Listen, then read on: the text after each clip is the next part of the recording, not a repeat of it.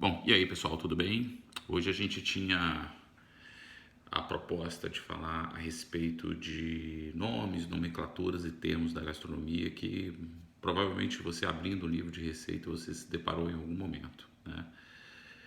Hoje o vídeo vai gravado, a gente não vai ter condição de entrar ao vivo, vai gravado, mas a gente vai bater um papo aqui de qualquer maneira. Se você tiver alguma pergunta, pode colocar aqui embaixo que a gente vai respondendo aqui, tá bem?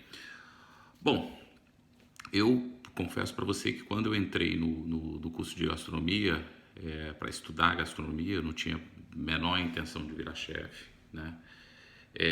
Hoje eu não sou um chefe de cozinha, né? Por incrível que pareça, não sou um chefe de cozinha, sou um cozinheiro, sou um professor de gastronomia, na verdade. Chefe de cozinha é aquele cara que tem uma cozinha para comandar, né? Que não é o meu caso, né? Na verdade, eu ensino gastronomia, então sou professor de gastronomia.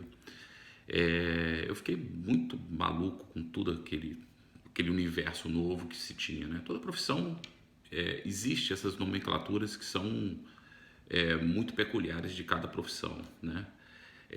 Na gastronomia tem muito termo francês, né? Esses termos em francês ou em outras línguas dificultou bastante, né? Porque nem sempre a pessoa tem aptidão para a língua ali ou sabe, né? Sabe determinar, sabe falar, tem dom para aquela língua, né? Então acaba que tem uma dificuldade dupla do termo e da língua, né? Então tem muito termo francês mas existe um porquê para tudo isso, né? Eu quando comecei a estudar a história da gastronomia, eu fiquei encantado, que era um outro universo totalmente desconhecido. E esse universo me trouxe alguns porquês, né? Então por que hoje você entra na escola de gastronomia e tem uma série de termos em francês, né? Ou em outras línguas, né? Basicamente em francês. Bom, tudo começa lá atrás, né? Vamos falar um pouquinho de história. É impossível a gente não associar a história a história francesa, a gastronomia, né? Hoje todo mundo sabe que é uma hegemonia do mundo, né? Então tudo começa lá com Catarina de Médici, quando ela casa com Henrique II e esse casamento, né? Nesse casamento ela leva tudo que tem de bom, né? Em Florença, né? A Catarina de Médici era uma florentina. Ela leva toalhas de mesa, cristais, leva já tudo, algum requinte que existia na época, né? Diferentemente da França, né? Que ainda não tinha isso. E ela leva também os cozinheiros, né? Obviamente ali era uma passagem das especiarias, então ali circulava muito dinheiro, né? Então Catarina de Médici era filha do governante de Florença. Então ali circulava muito dinheiro. Então bom, então a gente encurtando a história, tá? Então ela se casa com Henrique II, futuro rei da França, né? E ela leva todos os cozinheiros com ela nessa comitiva, né? E ali se inicia uma série de mudança de hábitos, né? Então ali você já tem uma série de mudanças de hábitos, né? Eu selecionei alguns livros aqui de cozinheiros famosos que mudaram essa história, né? Então a gente tem a primeira Catarina, não era uma cozinheira, mas teve uma importância fundamental nessa padronização da cozinha francesa, nesse início de novos protocolos, né? E a gente tem uma série de reis, começa com Luís XIII, depois Luís XIV, que foi de fundamental importância, né? Luís XIV dava muita importância à cozinha, ao cozinheiro, né? Então ele tem uma grande influência ali não só na cozinha, mas também nos protocolos de mesa, né? Como você se comportar. Então tudo isso começa a florescer mais ou menos por essa época ali. Luís XIV dava muita ênfase a isso, né? Então a cozinha francesa começa uma hegemonia nesse período, né? Depois disso a gente tem o Cozinheiro Francês, que é esse livro aqui. Ele foi escrito por François Laverennes. Laverennes foi um cozinheiro que esse livro aqui determina a saída da Idade Média para a Idade Moderna, né? É colocado como um divisor de águas. Depois disso a gente tem Vatel, né, que foi não só um cozinheiro, mas também um grande mestre de cerimônias, que também é extremamente importante, algumas invenções aí a cargo dele, né?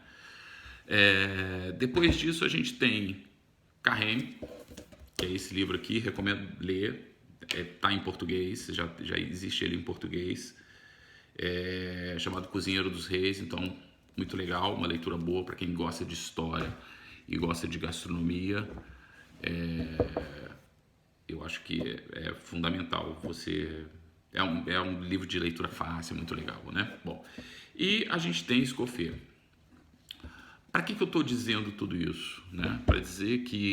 Para falar aqui para vocês que tudo que a gente vê hoje na escola de gastronomia, quando você entra na escola de gastronomia, você vai se deparar com uma série de termos em francês, que essa hegemonia é feita ao longo de muita história, né? Muitos anos, né? E hoje, se eu falo um determinado corte, foi dúvida de algumas pessoas que me mandaram, né? Dúvida de corte, por exemplo, nome de corte.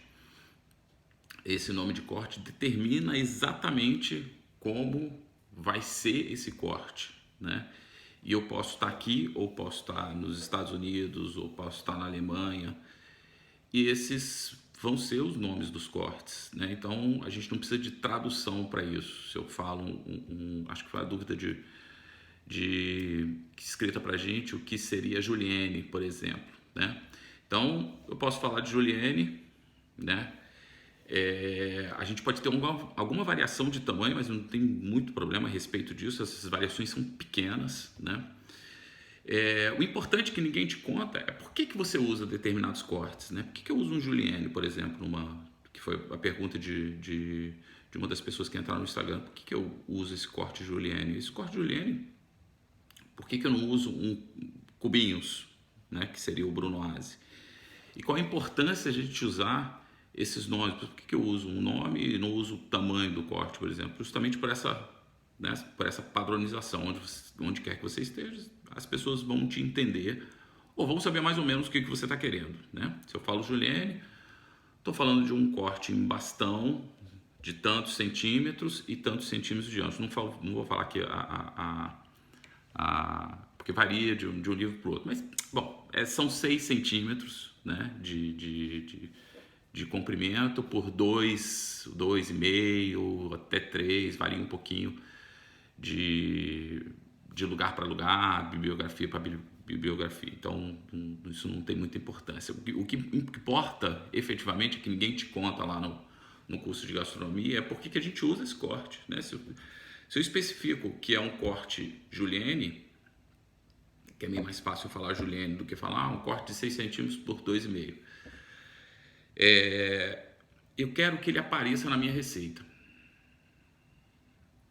Vou te explicar como. Se eu determino que seja um corte brunoise, que tenha cubinhos muito pequenos, isso provavelmente vai sumir. Eu quero que cozinhe muito rápido, né? Corte julienne, geralmente ele vai aparecer, porque ele é um corte estirado, né?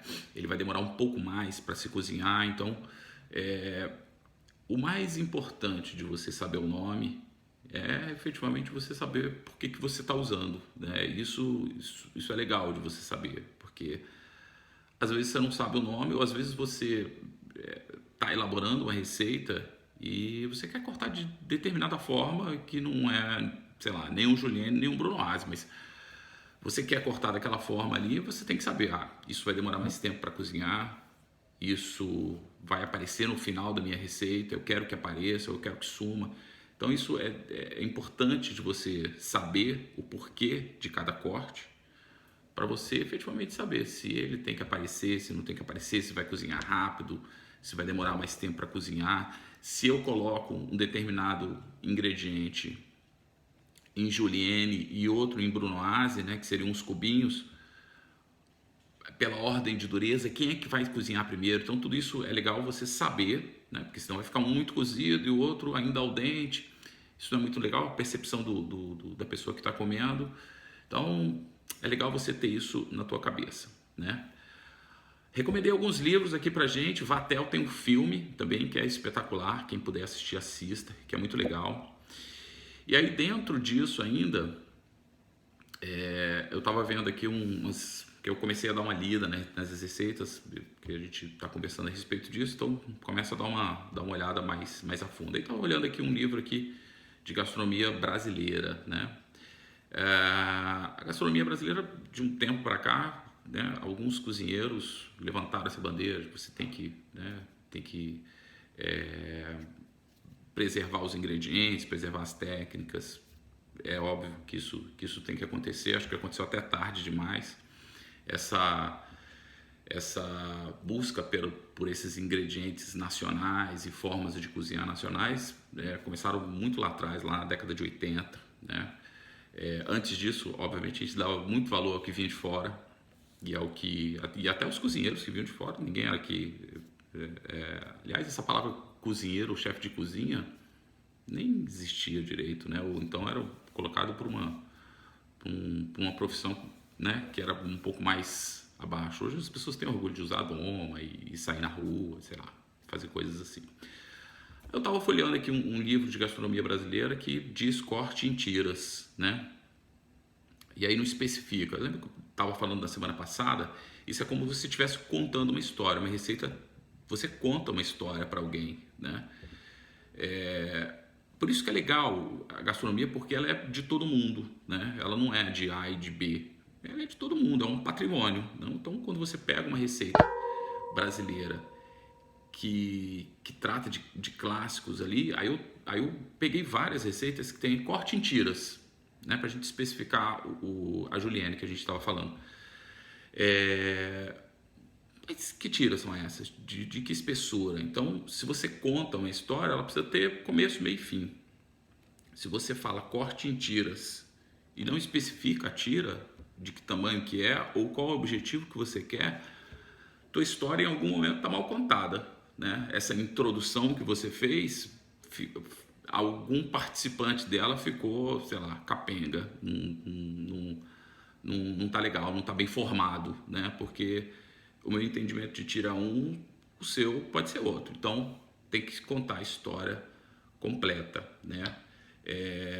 Os termos para gente que cozinha ali no dia a dia, se você não vai numa cozinha profissional, tudo bem. Agora, para gente que cozinha no dia a dia, de repente não é tão importante, para você que cozinha em casa não é tão importante os termos, mas saber qual é a função desse corte na panela. Por que você está cortando dessa maneira? Isso é importante você saber, certo? Bom, o que mais que a gente tem? Alguém perguntou a respeito de infusão também, né? Infusão é uma técnica muito bacana de se usar, né? E eu sempre falo nas aulas, a infusão é como o chá. O chá é uma infusão, né? Você quer colocar algum sabor ou algum aroma específico dentro de um líquido qualquer, então a gente tem uma infusão aí de sabores ou de aromas, seja lá como for, né? A gente tem vários exemplos de infusão, dentre desses tantos, a gente tem o bouquet garni, que é um sachê que você aporta sabor e aroma a um líquido, né? A um líquido qualquer, uma água, né? No caso, certo? Bom, eu acho que era isso, pessoal. Qualquer dúvida que vocês tiverem a respeito de corte, de nome, de algum termo que você queira saber, pode perguntar aqui embaixo ou então perguntar para mim no pessoal, não tem problema nenhum, eu respondo todo mundo. E eu fico te esperando até a próxima, tá bem? Tchau, tchau, até mais.